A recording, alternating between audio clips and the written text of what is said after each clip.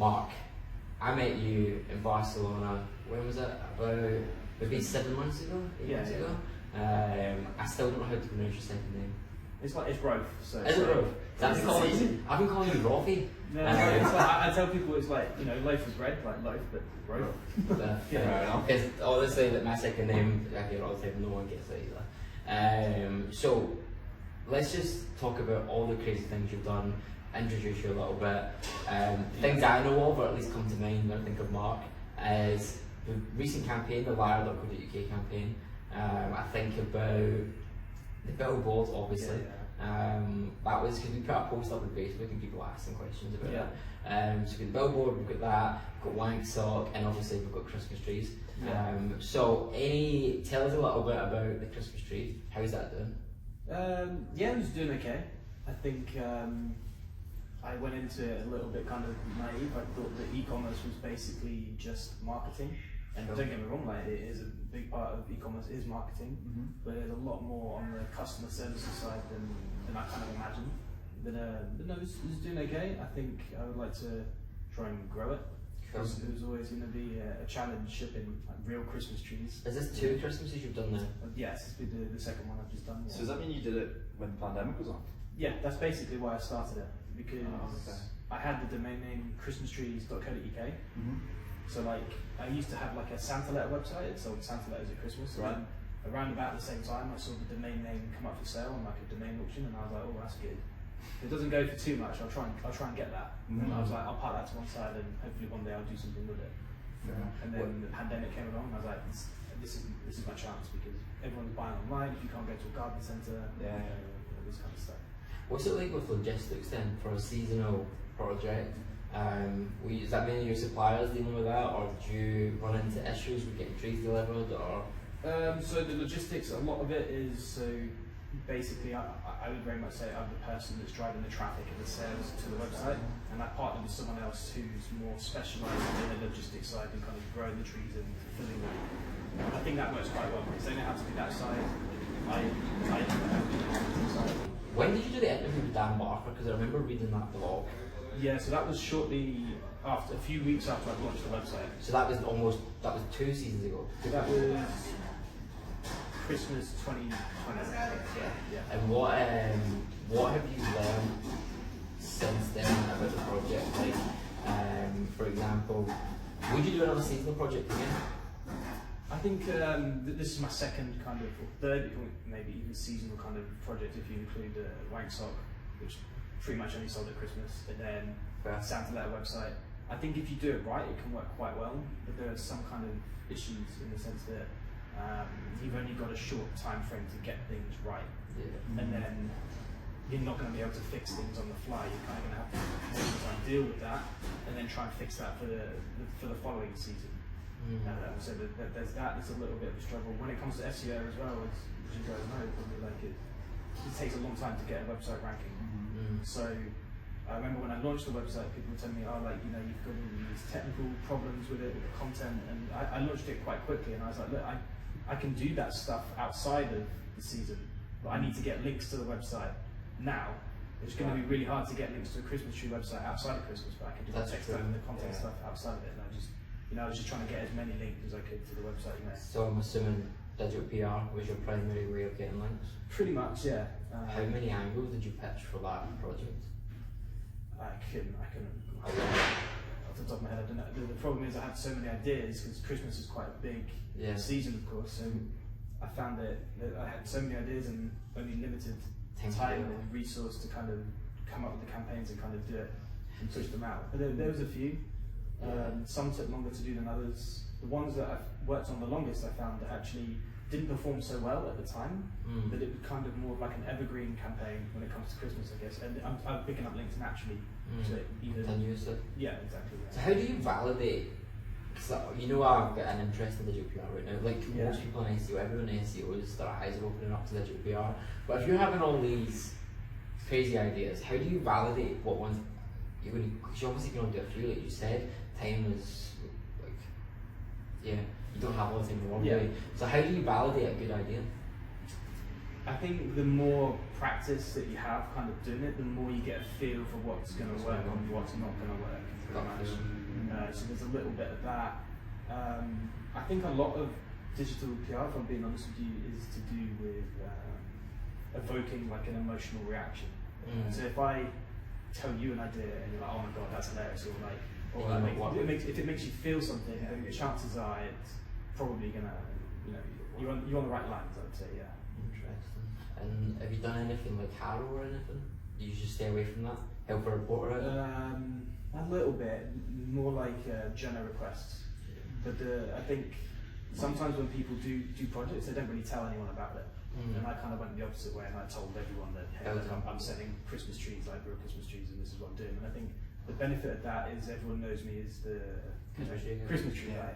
So when people are seeing these requests come through, they've been like, oh, I'm Mark's your guy, and that helped quite a lot. I probably picked up a few links from that, but I wouldn't say an awful lot, maybe five or so, I would say. Is there any negatives to building in public? Yeah, I think not so much for me, but I've seen Ash Young with his CarMax website. Yeah, this is really good. He's doing it for this podcast actually. Yeah, he's done so well, but the downside of it is he's getting a lot of copycats. Yeah. And But you must have had copycats too, no? Not so much. I did notice one on the website, like as soon as I launched, basically copied a lot of my content, and but they disappeared.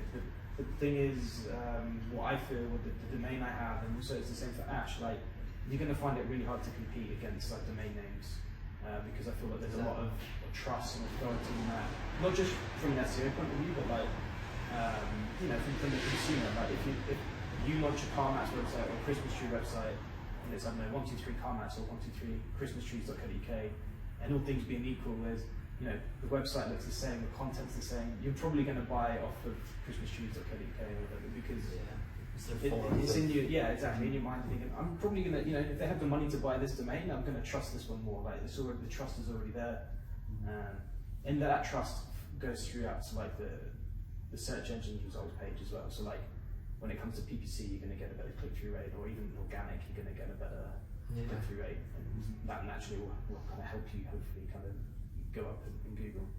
Yeah, no, it's interesting watching you build in the public. I remember when I seen Ash's first few posts, I started doing similar ones for my content palette, and I quite enjoy it. It kind of holds me accountable a little bit, because I mean, you've been traveling just like me. It's really hard sometimes to stay focused, right? How have you found that? I think I don't really know how people do the nomadic kind of lifestyle where you're switching up where you're traveling quite frequently, because I think you need a routine. So I kind of understand it if you're going to be somewhere for a month and then somewhere else for a month, but if it's too short time frame, for me it just doesn't work in terms of productivity. I think I need someone that I'm going to go constantly and work from, and be able to get down to business basically. Yeah. And back to when you were starting your Christmas trees, you went from a very fast growing agency to starting your own business during a pandemic and picking a seasonal market. What was that like? I think people thought it was a joke. Yeah. To be honest with you. Really? Yeah, I think some people thought like, come on, he's not even into selling Christmas trees. He's just joking around. You do joke around a lot. And then I was like, no, I really am doing this. Like, come on, I'm not doing that. Come on, you must be joining another agency or starting your own agency or something. I was like, no, really, I'm gonna try and sell Christmas trees. But for me, I think like if it didn't work, like there's no risk. I would just go back to a job again. Yeah. It's not gonna be a problem. I would regret it if I didn't try. That was kind of the way I was thinking. Like, and I made sure I kind of did everything as low cost as I could do. So I got the website made mostly by myself. Right. The content was done mostly kind of by myself, and the links were done by myself as well. So keep costs low, and then you minimise just kind of screwing up, I guess. And even if I did screw up, it's not going to be a big loss.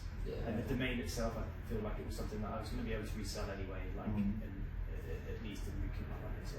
Then you'll never go back to the job, or is that you just building your own projects? I would never say never, because I thought I wouldn't, and then I went and joined an agency. So it kind of, I think there's pros and cons to it. So like, I like the freedom that comes with not having a job, like, but I think you're getting more of that freedom now with jobs because remote work is becoming more of a thing. But but I do miss some aspect, especially if you work by yourself. Like just even having someone to like share ideas with is a good thing to do. You don't get that so much if you're just kind of working by yourself. Or yeah, I miss the culture, you know, because like all of our guys are work from home, but a lot of them, like the way we've structured it is they just come in and they write, and that's all they need to think about. So we have like a few members where they've got like wacky ideas, crazy ideas, and they get really motivated. Like they're a bit more involved, and I would just love to get an office where we're all together, because like the way I bounce ideas off you or last week with James, it's so good. So yeah, exactly. I think it helps like people on your wavelength. Yeah, and even just sometimes you'll just spark up conversations just in an office naturally, rather than if it's on Zoom or whatever. It's going to be more forced to know. It's not as natural. Like you probably know what you're going to speak about, but yeah, it depends. Like everyone's kind of different. But some like from the office, some don't like working from the office. Yeah. So can we go back to what I'm really interested in, right? Is what makes a good digital PR. How do you become one to begin with? Because I've been looking at this and trying to figure it out, and you could just waste hours and hours trying to figure out ideas. Like, if you're going to sit down and do a campaign, do you have, like, what's your routine? Do you have this? Do you lock yourself in a room? Do you have like a lookbook of old campaigns? Like, how does it even? I just don't get it. Yeah, I think once you've been doing it just for a little while. So when I first came into it, I thought like everyone was super creative, coming up with these ideas and being able to do, get all this coverage, and I was kind of, a bit in awe of these people able to do that. Yeah. Don't get me wrong, like it does require creativity, but what you notice after a while is patterns start to form, and actually you can take an idea that someone else has done, maybe put a twist on it, and basically kind of create a new idea from that. So like one example I can give you of that is Game launched this Christmas dinner in a can. And then I didn't get that campaign. I'm not gonna lie, I just didn't get it. I was just like, have you seen this? No, what was it? So it's basically Christmas dinner in a tin can. Oh yeah. For like gamers, and I think it worked because it was taking. I think it works well because it was taking a few things. You had the relevancy because it was like for gamers, but you had it was Christmas dinner is something that Brits, well I guess anyone in the world, like kind of really. Have kind of like an emotional kind of feeling that, and just to put it in a can is like what the fuck? It's just weird, bizarre. Exactly. So, but that, for example, that campaign, I know someone that took this idea, and he runs a sex toy shop, and he's like, okay, I like this. What can I do that's kind of similar to this? And he thought that okay, I would take. They put some food in a can. What can I do? So I sell sex products. So they decided to put a sex toy inside of a chocolate Easter egg. See, that one makes more sense. That one I found really interesting. I don't know why in my head that one just makes a lot more sense. It's like adult kind of Kinder egg. Right. But you can see like okay, they've taken something that's worked and they've created something that's not the same. It's completely different, but they use that as kind of inspiration and made something new from it. So these kind of patterns evolve. So I remember when you did the Christmas time thing. I remember there was a few people on Twitter who just didn't get it. Like me included, I didn't comment, but I remember seeing some comments. People just being like, "How does this drive traffic? How does this like move the bottom line for the company?" And I think like there's one side of SEO, maybe more so the black cat side of the industry, where they just don't have this way of thinking. I really struggle to get into this mindset. So I guess what I'm asking is, how did you evolve into this? How did you evolve into this? Because a lot of digital PRs also just a hard straight out of uni for having a creative background anyway. But say someone's in a boutique agency just now and they're doing just boring, standard, old school way of link building, but they find this of interest and they love what Right 7's doing and stuff. How would they start? How would they start basically moving into this digital PR? What would your advice be? So, like just to go back on that, the Christmas dinner, it was actually done like years ago, and it did quite well, but it didn't generate any links. So we already knew that it kind of worked, and the agency kind of, so the game came to the agency and said, hey, we've got this thing that goes viral all the time, can you do anything with it? So when I was at Rise, we basically put it on a product page and created like a vegan one, a vegetarian one. And basically made it like an asset on the website so that you link to it. So that's how it picks up the things. But I think in terms of advice, Really, I think you just have to consume a lot of media and more campaigns that are working. So there's a lot of Twitter accounts like Digital PR example. Iona, who's on Twitter, does a newsletter. Mark from Screaming Frog does one as well.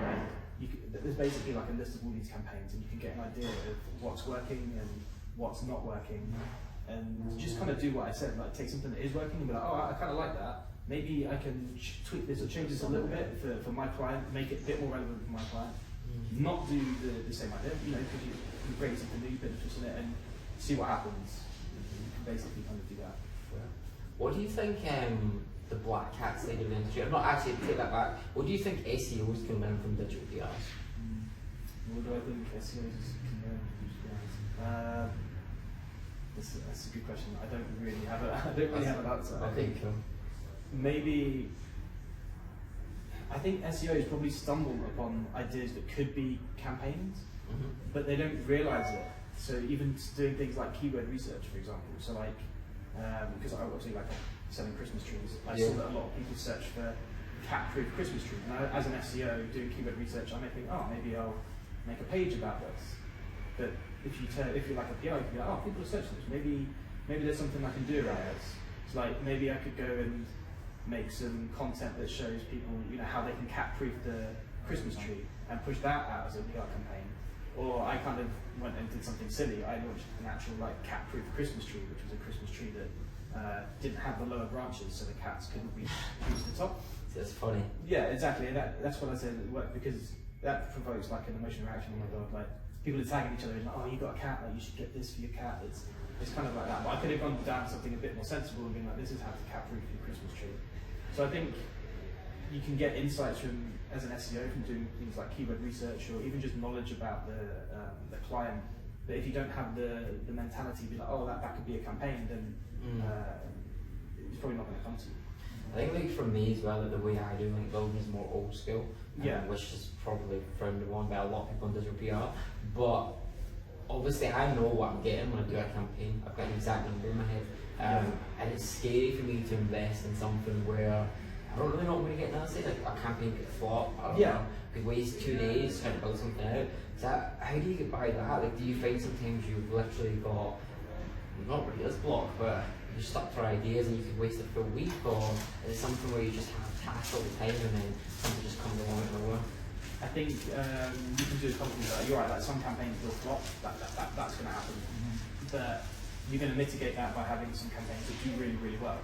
And I think it's important when you do have something that doesn't work, that you just kind of be like, okay, it doesn't work, maybe try and change it up a little bit to see what you can get. And if it still doesn't work, just forget it and go straight on to the next one. But there are some things that you can do. So I worked on a campaign recently and I said, okay, we'll push this out, but if this isn't going to work, we'll need a plan B. So the plan B was to just break it up and make sure that there was kind of some regional angles, because if you get some regional angles, the threshold for getting into regional publications is a lot lower.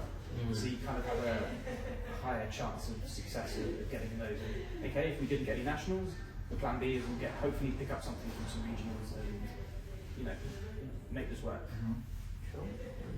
And have you got any tips for how to make a successful campaign in 2022?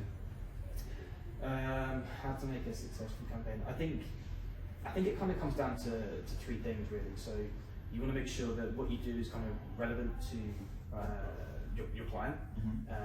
You want to make sure it ideally provokes some kind of emotional reaction if it's going to work well. It needs to be kind of timely within the news cycle. I think if I didn't know how to do digital PR at all, I think some of the easiest ways I would pick up links would be through things like help a reporter out or general requests. Obviously those things are kind of limited, but what you'll find is that the news cycle repeats itself a lot actually. So if you're working in travel, for example, there's going to be airlines going bust, or going to be travel issues, or every year there's something. So what you can do is use Google News and go back last year, see what happened, or the year before and see what happened, and see what comments people were putting out, and you could try and replicate that, and obviously use your own comments for your client. And as soon as something like that happens, you can kind of push it out. Or every year there's, I think I looked at every winter things are freezing, and it's how to stop your water pipes from phrasing, this type of content. It's always happening. It's always kind of repeating. So there might be kind of options there for you. Yeah, that's maybe a silly question, but is it going to get harder to do PR? If everything's repeating, then surely the campaigns won't hit as hard. Will it get harder, or is that a silly question? So when I say repeating, I mean it's more these kind of like, I guess you'd call them like thought leadership pieces about like things that are occurring in the news cycle. Like, I mean, every Christmas, for example, I see every Christmas there's a campaign on the most popular baby names, the most popular Christmas baby names. Okay. And for me, actually, I was when I did this for my Christmas tree website, I was like, okay, this happens every year, which means if it's happening every year and it's getting coverage, it's a low risk one to do. So I'm going to spend my time on this, and I know I'm probably going to pick up something. Okay, it's not going to go viral, but it's going to get something. So you can use that to kind of your advantage. But is digital PR getting harder? I think it's getting harder to get links. I feel like some journalists, I know that journalists are busy, and so maybe they forget that I'm finding it sometimes a battle to ask them to link back to my website, even if I'm using data or something. And my personal opinion on that is you should cite your sources, because it's good to know where people are getting their information from. You're essentially their assistant. If you're providing all the sources, the storylines, right? So yeah, exactly. I mean, obviously, it's a two-way thing. Like I'm helping them and they're helping me, but I feel like if they're going to take my content and monetize it and use my data, that the very least they could maybe do is just add a link. And I don't think that's just for me. I think if you forget about the link and its SEO value, it's useful for the reader of that article to see where it's come from. Surely they can't just take your content and without your permission, can they? Like if it's a custom image or... Yeah, they can do. I mean, you can just try to tell them like, look, this is my content. But at that point the story's ran and you don't care anymore. Oh, sometimes they just don't respond. Fair. Yeah. Fair. Okay, fair enough. And have you always been into digital PR, or when did you get big into that? No, so I was before kind of doing a little bit of kind of everything. So I wasn't really sure what I wanted to do. So I was working client side. I found a role where I was doing a little bit of PPC, a little bit of SEO, just a little bit of everything. And I started to do a little bit of tech SEO as well. I would never call myself a tech SEO, but it wasn't really something that excited me. I mean, it's a bit hard to get excited about canonical tags and that kind of stuff. And just getting stuff into publications was exciting for me. So it was something that I wanted to, I wanted to learn, and I wanted to try and do some more, because I think for me, the reason I do find it exciting is because you create this thing and you put it out, and you don't know what's going to happen. There's an uncertainty. And it could flop, and okay, it's disappointing when that happens, but equally it could take off, and you just don't know what's going to happen. Maybe you do a piece, and you next thing you know, you're on Sky News, because that's what happened to me, and it's just you just don't know what's going to come from it. Yeah. And in terms of traffic, then, because you run Sky News, you run the Ellen Show, you run Kelly Clarkson, yeah, you do Japanese TV shows. Yeah, there's been a few. It's German quiz shows. Yeah, and so the traffic you get from that, like, do they lead into sales, or is there a lot of just like traffic? I don't think a lot of it leads to sales, if I'm being honest with you. I mean,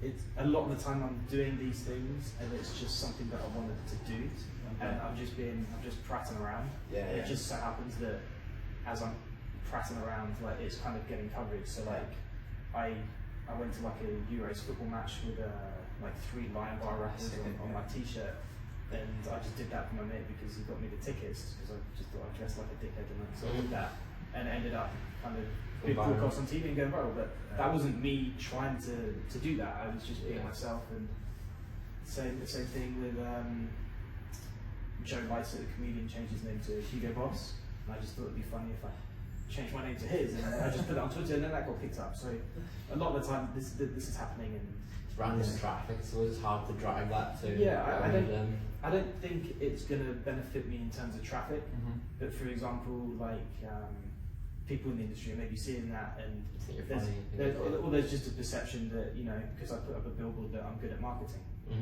All I did was put up a billboard, if you think about it. What do you think of the copycats? Because I've seen a few copycats, and like I think all of them have been executed really bad. Does it annoy you? Do you just? I don't mind so much. I think like if you're gonna do it, just you know they're gonna do it. But I think what I didn't like about one of them was when it was just revealed to be basically a PR stunt by a dating app. I think I've seen that one. Because I thought that it just took the shine away from it, I think, and it just took, you know what I mean? Like, you want it to be real, and then it's not. And I think that's disappointing, and that's something that I was trying to be very careful of when I did my billboard as well, because I got a lot of offers for things from like dating apps and holiday companies, etc. And I had to be very careful that I didn't want to look like the whole thing was just, you know, stuck for like a brand or something like that, because it wasn't. It was just me crying around. Yeah, I've seen the copycats, and just thought they were a bit naff, if I'm honest, and thought fair enough. Yeah, I think like once someone's already done it, it's always going to be, unless you do something completely different. It's not the hard sell. Yeah, but I think it depends on the purpose. So like, if they're doing it for genuine reasons, like I saw someone do it for genuine reasons, and you know, they wanted to find a girlfriend, and I get people messaging me like, once one day I'm thinking of doing it. If you've got any tips, like, do you mind or whatever? And I'm like, yeah, just go for it. I'm like, I don't care, just do it. So, one thing people really want to know, did you get a girlfriend from the app? I did. Where like things didn't work out, but I did get a girlfriend from it. Because you got a lot of people applying, didn't you? Yeah, I had to shut it down in the end. I had like over 2,000 at one point. It was just getting silly. So. Were they all like what was the applications like? Were they all genuine, serious requests, or like? Most of them were, yeah. But yeah, it was tricky to kind of manage, to be honest with you. And I met someone that I liked from it quite early on in the kind of process. Hiring process. with the dating. And then, but then I was like, but then I've got like these other thousands of other people that applied, and like, what do I do in that situation? Like, can you just wait a minute while I go and date with these other people, like just to check? Like, so you can't do that. Respond to what? No, I wanted to, but it was just too many. It got crazy. Jesus, you ghosted 1,000+ women. Yeah, so basically I came out really bad, like in that respect. But no, from like what I was thinking, like I met someone that I liked from there, and it didn't really kind of matter. Like not just this, but also like there was a lot of opportunities as well off the back of it in terms of Britain's Got Talent got in touch, which is crazy. Oh, really? Yeah, they said like, hey, we just saw you like on TV. Do you have any talents? And I was like, no. Or like I had a couple of TV production companies get in touch, and they wanted to do like a TV series on it as well. And honestly, I had like mad stuff happening, and part of me was like, oh my god, like I should do this. It's just like one-time opportunity or whatever. But then I was like, but so what? It's a big time thing, isn't it? It's not just a time thing, but it was like I didn't feel comfortable doing that either. Like, was it scary? Because when it first took off, were you just like, what have I done? Yeah. So I came up with the idea with my friend, like we were just at the pub and just joking around, and I kind of said to him like, maybe I should put myself in the pool. So we laughed, and then the laughter calmed down. And the light bulb came up. Then the laughter calmed down. I was like, yeah, maybe I should do it. So it's my friend Josh, and he just kind of egged me on. I was like, yeah, just do it. Yeah. And then I was like, yeah, I'm gonna do it. And so then I did it, and I sent the design across, and I had all this like, my feeling was like excitement. I was like, oh my god, this is gonna be funny. I'm gonna do this. Like, hopefully it works. And then when I sent it across, I was like, there was no turning back at that point, and that feeling just completely changed to like, oh my god, what have I done? Like, have I made like a really big mistake here? Am I gonna look like a massive dick? And turned to just like, I was just really nervous and I was really anxious. I was really worried, to be honest with you, because you don't know what the reaction is going to be like until you put it out. And then when it went out, when it went up, fortunately for me, I feel like the reaction was mostly positive. And there's a few things that I did kind of intentionally, just in case it did backfire. So like, I've got like sunglasses on the billboard. So if it went wrong, I didn't want to walk down the street and like recognise me or something. But did that influence like parts of life? Like, does your anyone in your family feel like, what have you done? I told my parents about it before I was doing it, and I told them the plan, and my parents were just like, well, what? They just used to these ideas at this point. And then I did it, and then they thought it was funny. I think when you explain it, it's different to when you kind of see it. But I don't think it's really kind of changed a lot. I mean, I'm on this podcast, so you can say. Yeah. I'm really excited for this one. Yeah. So let's talk about campaigns that. Well, okay, the one that just went out just now, or has been repeated, like you said, the Nook one in the UK. Obviously, it's really insensitive. Yeah. I don't actually know there's a lot of digital PR drama. There's always digital PR drama, but does it happen quite a lot? Do people put out really ropey campaigns at this and you just go missed, or? So with the nuclear one, I think it was. I think people saw it and assumed that an agency was pushing it out about now. But I don't think that's what happened. I think it used to be, it was a campaign back in 2017. Yeah, I've seen that, yeah. And there was one publication that basically recycled it and is using it now. I think they've just recycled. I think that publication decided, oh, that did well, let's do that again now. I don't think anyone was pushing it out now. Because if they were, I think we'd have seen a lot of journalists getting that in their mailbox and talking about it on Twitter. So I think, it was just, I don't think that one was so if people get motivated off this podcast to go and produce their own digital PR campaign, what should they be thinking? Is there like a series of like, it probably seems obvious, like be sensitive to what's going on in the world, but is there a series of like checks you put in place or any like vetting to know if a campaign's appropriate? Because you might miss something completely accidentally and push it out and upset someone, or is it just you've been in the game this long, you're experienced, you know what upsets people? I've never really thought about it in that way. I think I just go from feeling like if I put something out, what people think, is that going to be okay or is it not? I think the best campaigns are a little bit risky, and I don't mean that in a negative way, but I find like big brands are kind of quite cautious and they don't want to do anything to rock the boat at all. But sometimes you need that a little bit. So, for example, again with this Christmas dinner one, the agency that initially came up with the idea, Game didn't want to promote it at all. The guy on the Twitter account. I read the story, I think it was Mark. We'll put it up, we'll figure it out. Yeah. He struggled to really get approval for that campaign from Game initially. And then when he did push it through, it worked really well. So this is something that wasn't kind of, really negative or anything for the brand. Yeah. But they were still being quite risk averse about it. I think that must be really frustrating. Like you have a really good idea, but then you need to get sign off, because it's really hard to get sign off in some of the smallest things anyway in SEO. Yeah, no, definitely. Never mind crazy ideas that we are. And sometimes what happens is a brand will be like, okay, we can do this, but we need it like this and like this and like this, and the idea just gets watered down to the point where it's not really going to work. Yeah. It wasn't what you pitched them, and then maybe you have to run with it anyway, and it's not going to work, and it's going to make you kind of look bad. Yeah. It's not going to work. How do you get that buy-in? Is the pitch really? I would imagine how you pitch it goes a long way. So, have you done many pitches? I've done a few pitches. I think there's a few things you can do. So, if you're pitching ideas, maybe you've got this idea that you want to do, but you feel like they're going to push back on it. So, what you can do is pitch another idea that's absolutely crazy that you know they're not going to do, but actually you don't want to do that either. But then compared to this idea that you do want to do, it's not going to look so crazy. So you could do things like that. Or there was one that I was helping with the other day, and just made sure to tell the client that, hey, look, you need to give a comment on this, but all we're doing is presenting the data, and the data says this, and you can just remain neutral. You're not saying that your company feels this way about it or this way. You're just saying, right, we did the data, and this is the outcome. To kind of keep them from the company from having basically an opinion. Sure, fair enough.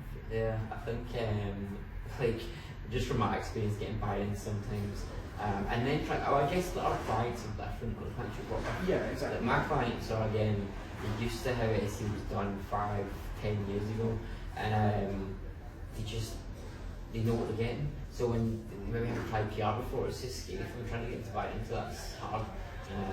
So.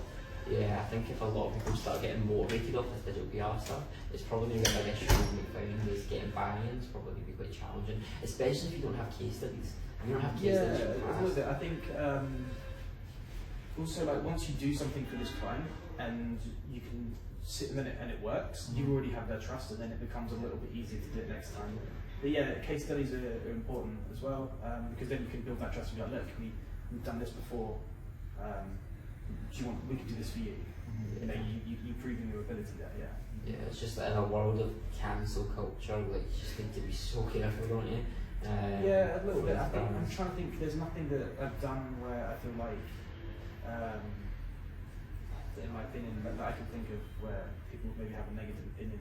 But I was very cautious of the fact when I was doing, for example, a lot of these TV interviews, I didn't want to talk for too long, because the longer I spoke, I felt the more chance I did say something stupid or something wrong, or not even that, just swear.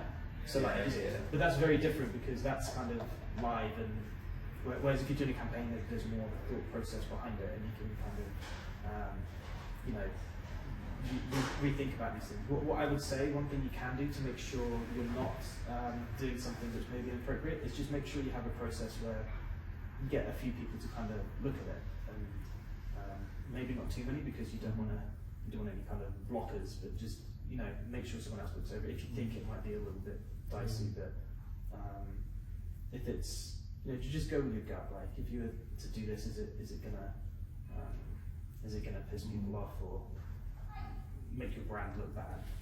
Maybe don't do this. And is there anybody in the industry that you look up to, or you get motivation from? I think there's a lot of people in the industry who do some really good work. People stuff that's coming from Digital Loft. Jamie got doing some good stuff. I never really thought about it before. I mean, these agencies are doing some good work.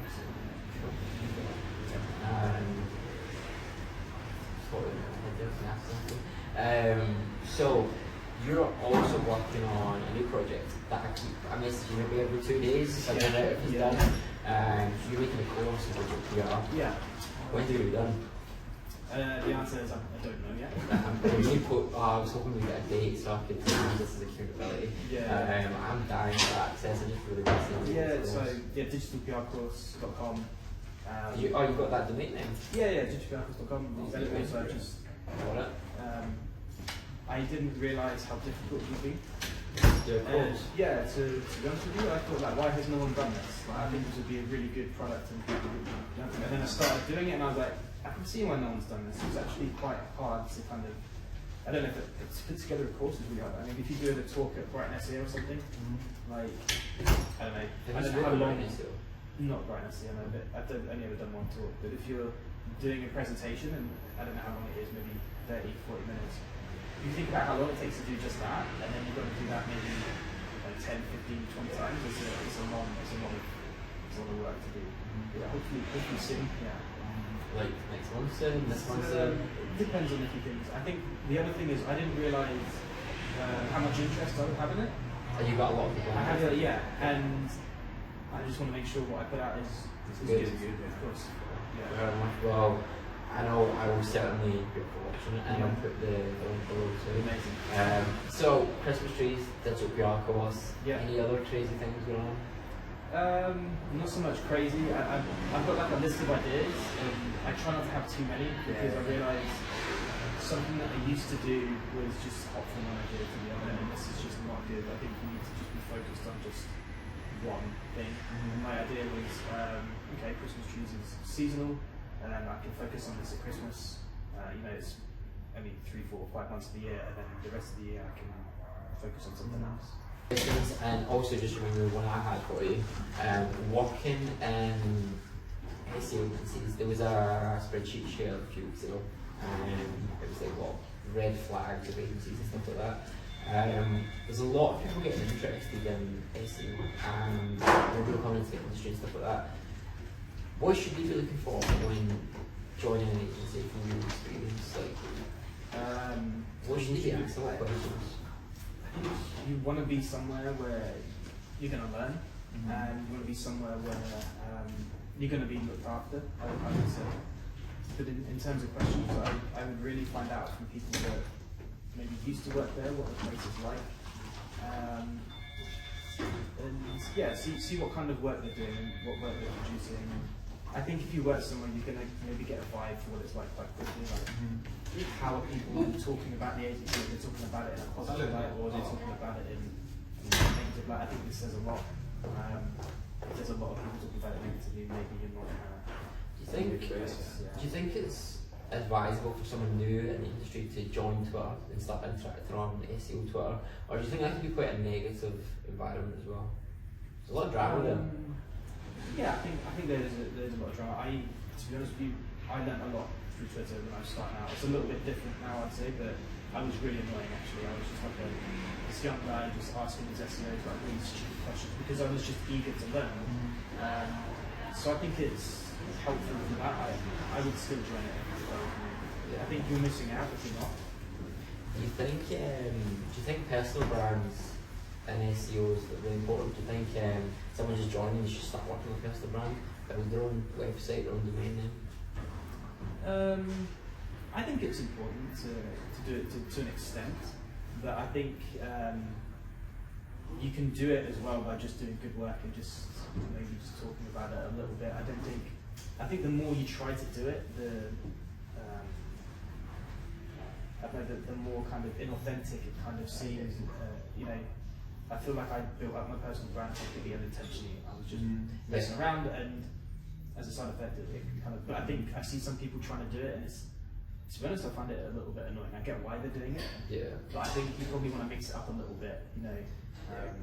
I remember we looked at your analytics on Twitter, and like the amount of views your profile gets. Yeah, I think because maybe once a month I do a tweet that. Just crazy. Because that's what I said to Greg. I was like, I want to ask him how to build a personal brand, and if you've got any advice, and he started laughing. I was like, I don't think Mark tries to do it. No, exactly. I don't. It's just I'm doing things I'm just being myself. Yeah. And I don't know why people are following me because I tweet absolute shit sometimes. Yeah. Man, your one about Wordle the other day had me laughing out loud. Yeah, exactly. I'm just messing around. It was the 50 cent one for me. I thought the 50 cent one was quite funny.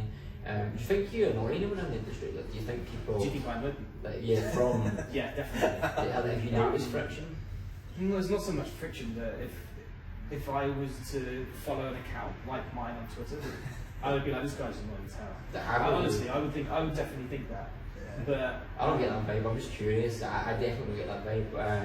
Your Instagram stories crack me up all the time. So I'm trying to think in my mind now what they were. There was the one you put. I don't know if I want to say it here, but you put a picture up and then there was some small writing at the bottom. It was a beautiful picture and there was a tiny little bit of writing hidden away and it was just comical. It was really funny. You could maybe put it up on the screen. But you probably don't have it saved, do you? I can find it. Okay. Yeah, I can find it. Yeah. Anyway, look, I think this has been a great podcast. Yeah. Any last questions? No, I think that was great. Yeah. Well, thank you very much for joining. Oh, thanks for having me. Yeah. It was fun. I think we'll get some lunch and grab some beers now. Yes, I'm just looking it up.